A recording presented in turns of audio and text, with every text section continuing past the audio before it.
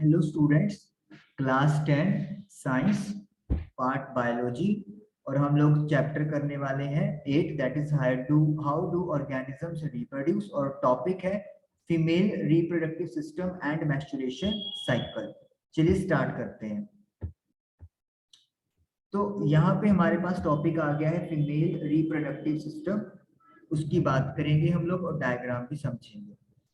The female germ cells और eggs are made in the ovaries। तो female के जो germ cells हैं, जो gametes हैं, वो eggs होते हैं जो ovaries में बनते हैं। यहाँ पे आपको दो ovaries दिखाई दे रही हैं। They are also responsible for the production of some hormones। ovaries का दूसरा काम क्या है? कुछ हार्मोन्स का प्रोडक्शन करना, जिससे कि फीमेल के अंदर कुछ चेंजेस आते हैं। Look at figure 8.11। आपको ये फिगर देखने के लिए बोला गया है। Identify the various organs in the female reproductive system. और फीमेल रिप्रोडक्टिव सिस्टम में अलग अलग या वेरियस ऑर्गन्स आइडेंटिफाई करने के लिए बोला है। When a girl is born, जब एक लड़की का जन्म होता है, the ovaries already contain thousands of immature eggs। तो ovaries में बहुत सारे हजारों की संख्या में immature eggs होते हैं। ऑन रीचिंग प्यूबर्टी, जैसे ही वो प्यूबर्टी की एज पे पहुंचते हैं, सम ऑफ दीज स्टार्ट मैच्योरिंग। इनमें से कुछ एग्स मैच्योर होना शुरू हो जाते हैं। One egg is produced every month by one of the ovaries. दोनों में से कोई एक ओवेरी हर महीने एक एग प्रोड्यूस करती है। The egg is carried from the ovary to the womb through a thin oviduct और fallopian ट्यूब। एग को ओवेरी से वॉम्ब की तरफ लेके जाया जाता है एक पतली थिन ओविडक्ट ट्यूब होती है, जिसको फिलोपियन ट्यूब आप लोग कहते हैं। फिगर में आप लोग देख सकते हो, ये ओवेरी है, यहाँ पे एग प्रोड्यूस हुआ और इस ओविडक्ट या फिर फिलोपियन ट्यूब के थ्रू यहाँ पे वॉम्ब, यहाँ पे जो है एग को लेके जाया जाता है। द टू ओविडक्ट्स, जो दो ओविडक्ट्स हैं, यूनाइट इनटू, इकट्ठी हो जाती हैं in an elastic bag like structure. एक बैग लाइक स्ट्रक्चर में जो इलास्टिक होता है, इलास्टिक मतलब इसकी जो शेप होती है वो चेंज हो सकती है, नॉन एज द यूटेरस, और उसे यूटेरस बोलते हैं। The uterus opens into the vagina through the cervix. जो यूटेरस है वो वेजिना के अंदर खुलता है सर्विक्स के थ्रू। आप लोग ये देख भी सकते हो, this is vagina, this is cervix. और यहाँ पे जो मतलब वेजिना के थ्रू सर्विक्स में जो ओविडक्ट के ओम जा रहा है वॉम्ब, वो यहाँ पे ओपन अप हो रहा है। यूटेरस जो होता है वो वेजिना में खुल रहा है। ये यूटेरस है जहाँ पे बच्चा एक्चुअली में पलता है। The sperm enters through the vaginal passage during sexual intercourse। Sperm vaginal passage के थ्रू एंटर करते हैं जब भी सेक्सुअल इंटरकोर्स होता है। दे ट्रेवल अपवर्ड, वो ऊपर की तरफ ट्रेवल करेंगे, एंड रीच द ओविडक्ट, और ओविडक्ट तक पहुंचेंगे, वेयर दे में एनकाउंटर द एग, जहां पे हो सकता है कि वो एग से इनकाउंटर उनका हो जाए। द फर्टिलाइज्ड एग, अगर एग इनकाउंटर हो गया तो फर्टिलाइज्ड एग, जिसको जायगोट बोलेंगे, स्टार्ट्स डिवाइडिंग, डिवाइड होना शुरू हो जाता है, and form a ball of cells or embryo, और वो एक सेल्स की बॉल में कन्वर्ट हो जाता है, जिसको एम्ब्रॉयो भी बोलते हैं। The embryo is implanted in the lining of uterus. Embryo जो है वो यूटेरस की लाइनिंग में प्लांट हो जाता है, where they continue to grow, जहाँ पे वो लगातार ग्रोथ करता है, एंड डेवलप ऑर्गन्स, और ऑर्गन्स डेवलप करता है, टू बिकम फीटस, ताकि वो नेक्स्ट स्टेज यानी कि फीटस पे पहुंच सके। We have seen in earlier section, हमने पहले सेक्शन में देखा है, that the mother's body is design to undertake the development of the child. Mother की जो बॉडी है वो बच्चे के डेवलपमेंट के लिए प्रिपेयर या अंडरटेक करने के लिए डिजाइन की गई होती है। मदर की बॉडी इस तरीके से डिजाइन होती है ताकि वो बच्चा उनकी बॉडी के अंदर डेवलप हो सके। Hence, the uterus prepare itself every month to receive and nurture the growing embryo। इसलिए यूटेरस हर महीने अपने आप को तैयार रखता है ताकि वो रिसीव कर सके, और अगर उसको एग फर्टिलाइज मिलता है तो वो उसको नरिशमेंट प्रोवाइड कर सके, मतलब जो एम्ब्रॉयो ग्रोथ कर रहा है। द लाइनिंग थिकनेस, जो लाइनिंग होती है वो थिक हो जाती है, and is richly supplied with blood, और ब्लड के साथ पूरी भर जाती है, to nourish the growing embryo, ताकि जो एम्ब्रॉयो ग्रोथ कर रहा है उसकी नरिशमेंट प्रॉपरली, उसको फूड वगैरह प्रॉपर मिल सके। The embryo gets nutrition from the mother's blood with the help of a special tissue called placenta. एम्ब्रोयो को न्यूट्रिशन मदर के ब्लड से मिलता है और एक स्पेशल टिश्यू इसके लिए बनता है जिसे प्लाजेंटा बोलते हैं. This is a disc which is embedded in the uterine wall. ये एक डिस्क होती है जो यूटेरस की वॉल यानी कि यूटेरन वॉल के अंदर जुड़ी हुई होती है. It contains villi on the embryo's side of the tissue. इसके पास एम्ब्रॉय साइड के टिश्यू के विलीज होते हैं, मतलब एम्ब्रॉय के साथ ये कनेक्टेड होता है जिसमें विलीज प्रेजेंट होते हैं. On the mother's side are blood spaces. और मदर की तरफ ब्लड स्पेसेस होते हैं विच सराउंड द विली, जो विली को सराउंड करके रखते हैं. This provide a large surface area for glucose and oxygen to pass from mother to the embryo. इससे एक बहुत बड़ा सरफेस मिल जाता है ताकि ग्लूकोज और ऑक्सीजन जो है वो मदर से एम्ब्रोयो में पास हो सके. The developing embryo will also generate waste substances. अब जो एम्ब्रोयो डेवलप हो रहा है वो वेस्ट सब्सटेंस भी जनरेट करेगा which can be removed by transferring them into the mother's blood through the placenta. जिसे कि दूर किया जा सकता है, रिमूव किया जा सकता है मदर के ब्लड में ट्रांसफर करके, और वो भी प्लाजेंटा के थ्रू ही होता है. यानी कि प्लेजेंटा के थ्रू ही ऑक्सीजन और ग्लूकोज जा रहा है और प्लेजेंटा के थ्रू ही वेस्ट मटेरियल क्लियर अप हो रहा है एम्ब्रोयो का.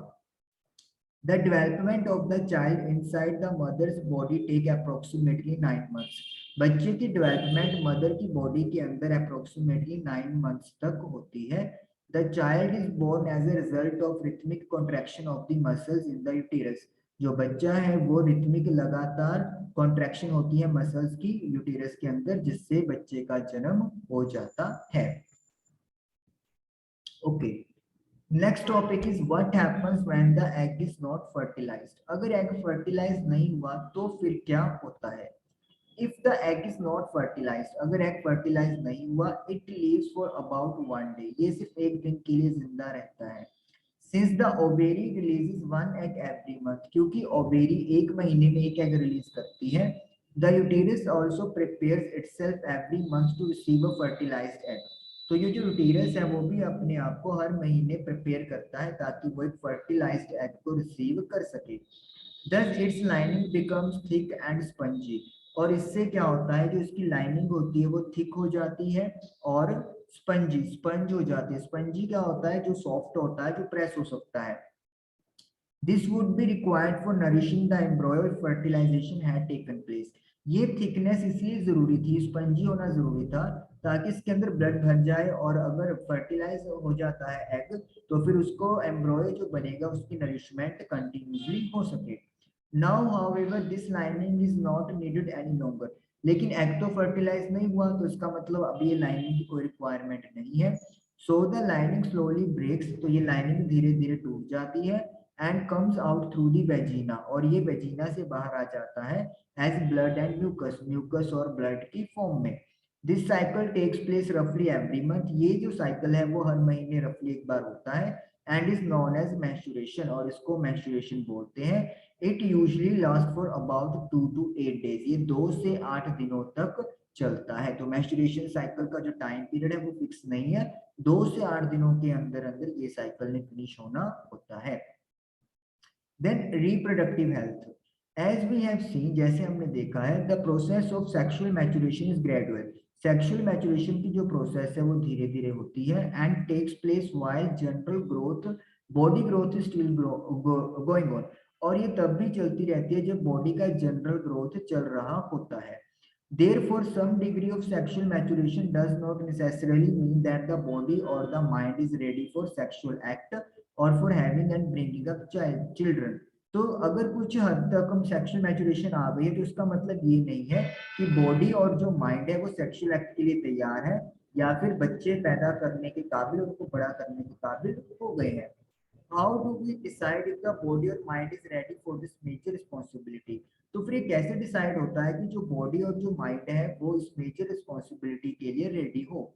All of us are under many different kinds of pressures about these issues. हम में से या हम सभी ऐसे काफी सारे प्रेशर्स को फेस करते हैं इन इश्यूज के रिगार्डिंग.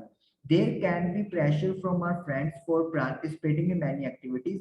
यहाँ पे प्रेशर जो हमारे फ्रेंड्स से हो सकता है, जो हमें काफी सारी एक्टिविटी में पार्टिसिपेट करने के लिए कहते हैं, whether we really want or not, चाहे हम लोग पार्टिसिपेट करना चाहें या ना चाहें।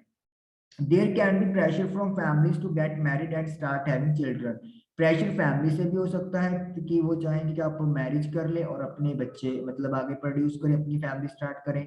There can be pressure from government agencies to avoid having children, government agency से भी प्रेशर होता है, वो कहते हैं कि ज्यादा बच्चे ना करें ताकि जो आपका लिविंग स्टैंडर्ड है वो अप टू द मार्क रहे। In this situation making choices can become very difficult, तो जो चॉइस करना है वो डिफिकल्ट हो जाता है। We must also consider the possible health consequences of having sex। हमने ये भी पढ़ा है कि जो सेक्स करने से हेल्थ के ऊपर भी कुछ कोई ना कोई प्रभाव पड़ता है, क्या क्या पॉसिबल प्रभाव हो सकते हैं। We have discussed in class 9 that disease can be transmitted from person to person in variety of ways। 9th class में डिस्कस किया है कि जो बीमारियां हैं वो एक बंदे से दूसरे बंदे काफी सारे तरीकों से ट्रांसमिट हो सकती हैं। Since the sexual act is a very intimate connection of body, क्योंकि सेक्सुअल एक्टिविटी जो है उसमें बॉडीज को बहुत आपस में कनेक्ट जोड़ लिया जाता है। It is not surprising that many diseases can be sexually transmitted, तो ये हैरानी वाली बात नहीं है कि काफी सारी बीमारियां सेक्स करने से या सेक्सुअली ट्रांसमिट हो सकती हैं।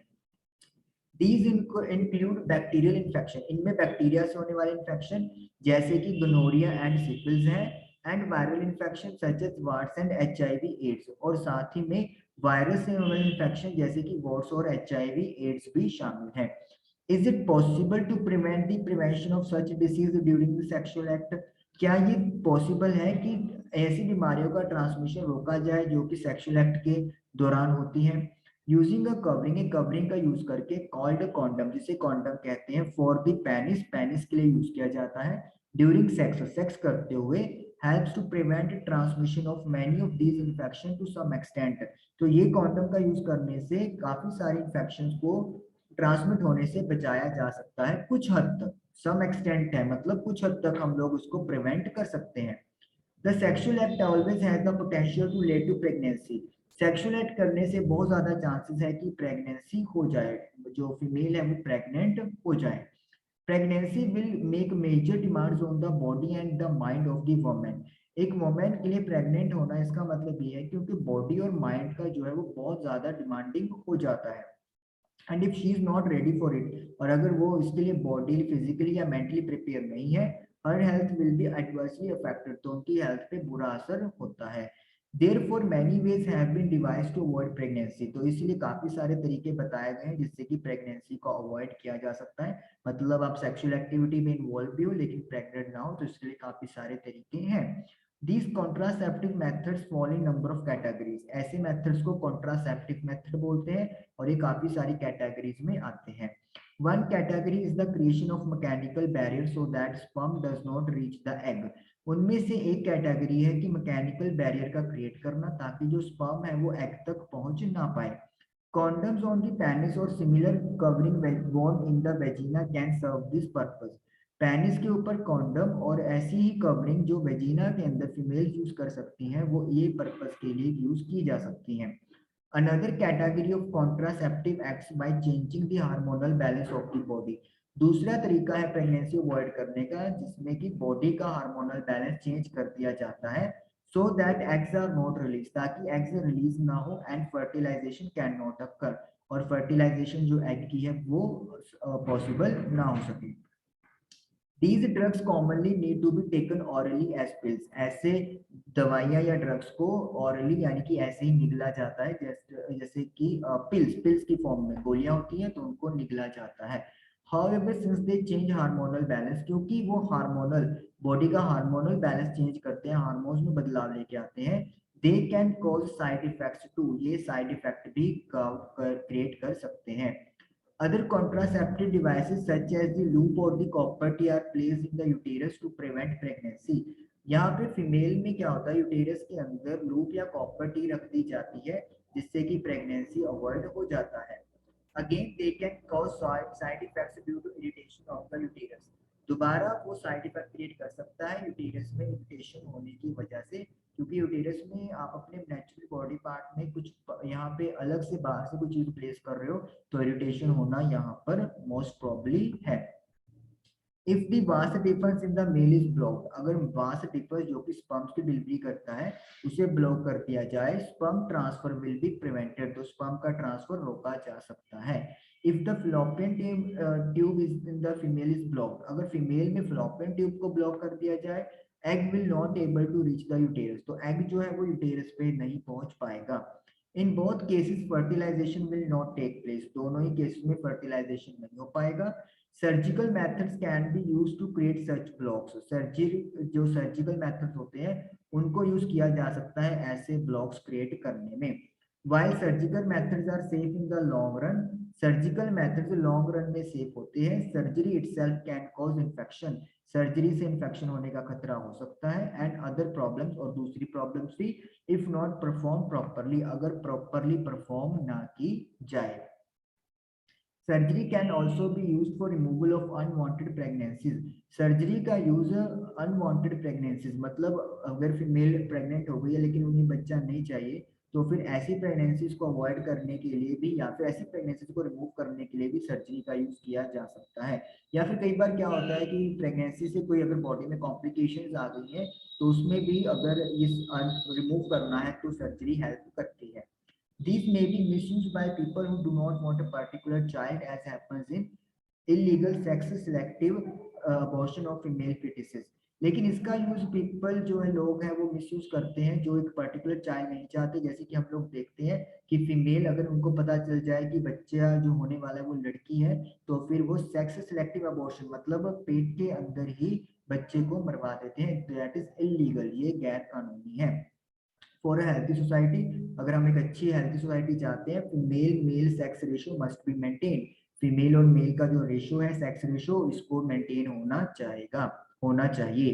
Because of reckless female foeticide, क्योंकि अन्य जिसको अपन बोल देते हैं कि फीमेल फिटिसाइड हो रहा है, child sex ratio is declining at an alarming rate in some section of our society, जो चाइल्ड सेक्स रेशियो है वो लगातार कम होता जा रहा है और एक खतरे के निशान तक जा रहा है कुछ सेक्शन में हमारी सोसाइटी में। although prenatal sex determination has been prohibited by law, हालांकि सेक्स डिटरमाइन करना जन्म से पहले ये कानून के द्वारा प्रोहिबिटेड मनाही की गई है या फिर रोका गया है। अगर बच्चा पैदा होने से पहले उसका सेक्स डिटरमिनेशन किया जाता है तो इसे कानून की नजरों में एक क्राइम माना जाता है।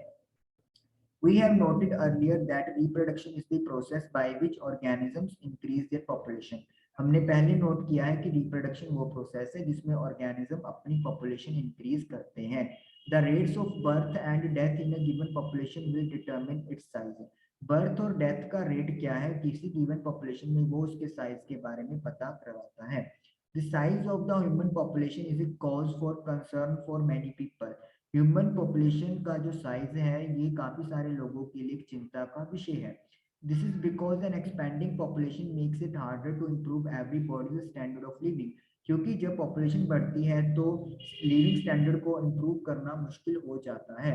However, if inequality in society is the main reason for poor standard of living for many people, लेकिन जो सोसाइटी में इनइक्वालिटी है मतलब कईयों के पास काफी कुछ है कईयों के पास बहुत कम है, अगर वो मेन रीजन है पुअर स्टैंडर्ड के लिए, the size of population is relatively unimportant, तो फिर पॉपुलेशन का साइज इतना बड़ा पॉइंट नहीं है जितना बड़ा पॉइंट इनइक्वालिटी है।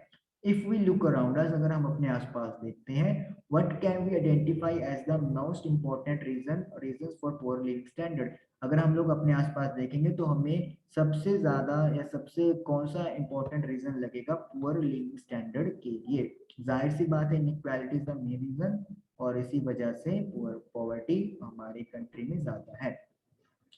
5 क्वेश्चन आ गए हैं, हम लोग फटाफट ये डिस्कस करेंगे। How is the process of pollination different from fertilisation, pollination fertilisation से कैसे अलग है। पॉलिनेशन में क्या होता है, ट्रांसफर होता है मेल गैमेट का जो पोलन होता है टू दी फीमेल, जिसमें आपका स्टिग्मा आता है इन प्लांट्स में, तो मेल गैमेट का फीमेल गैमेट की तरफ जाना या ट्रांसफर होना उस प्रोसेस को पॉलिनेशन बोलते हैं। फर्टिलाइजेशन क्या होता है, जो मेल जर्म सेल और फीमेल जर्म सेल फ्यूज होते हैं ज्वाइंट होते हैं तो उसे we call fertilisation. Second question है what is the role of seminal vesicle and prostate gland. Seminal vesicle और प्रोस्टेट ग्लैंड का काम क्या है? फर्स्ट काम था ये था कि वो उसको फ्लूइड में कन्वर्ट करते थे अपना सिक्रेशन ऐड करके, ताकि उनका ट्रांसपोर्टेशन इजी हो सके। और फिर दूसरा काम ये पड़ा था कि वो जो स्पर्म होते हैं उनको न्यूट्रिशन भी प्रोवाइड करते हैं। तो ये दो काम थे, एक तो फ्लूइडिटी देना और दूसरा न्यूट्रिशन प्रोवाइड करना। What are the changes seen in boys in the girls sorry at the time of puberty? तो puberty के टाइम पे गर्ल्स में कौन कौन से चेंजेस आते हैं? फर्स्ट यहाँ पे देखिए ओनली गर्ल्स नहीं लिखा हुआ, तो मतलब हम लोग कॉमन चेंजेस भी यहाँ पे ऐड कर सकते हैं। तो फर्स्ट आप लोग चेंजेस जो हमने पढ़े थे वही आप लिखने वाले हो। यहाँ पे हम लोग चलते हैं चेंजेस की तरफ, तो थोड़ा सा मेरे को भी क्लियर कट याद नहीं है। Yes okay. तो अगर ओनली गर्ल्स की बात आएगी तो सिर्फ आप ये लिखने वाले हो कि ये वाले in girls breast size increase हो जाता है, darkening of the skin of the nipple at the tips of breast, girls begin to maturation at around this time. तो ये तो वे ओनली गर्ल्स वाले। लेकिन क्योंकि यहाँ पे हम लोग कॉमन थिंग्स लिख सकते हैं, तो आप thinner hair appear on neck on face ये लिख सकते हो।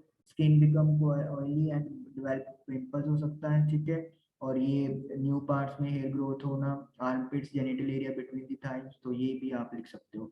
लेकिन अगर 2 मार्क्स का आ रहा है तो सिर्फ आप वही चेंजेस लिखें जो सिर्फ गर्ल्स में आ रहे हैं। उसके बाद है हमारे पास question number 4। How does the embryo gets nutrition from nourishment inside the mother's body through the special tissue called placenta? placenta के थ्रू embryo को न्यूट्रिशन नरिशमेंट मिलता है।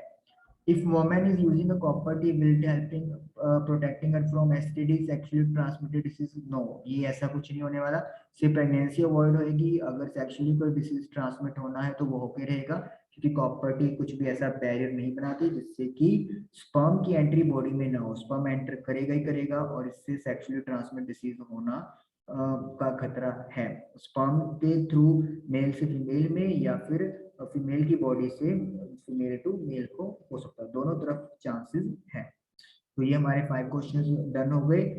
हम लोग नेक्स्ट सेशन में पढ़ेंगे व्हाट यू हैव लर्न, और साथ में एक्सरसाइज के क्वेश्चन भी करेंगे। आई होप कि आपको ये चीज समझ में आई होगी। Thank you for watching the video.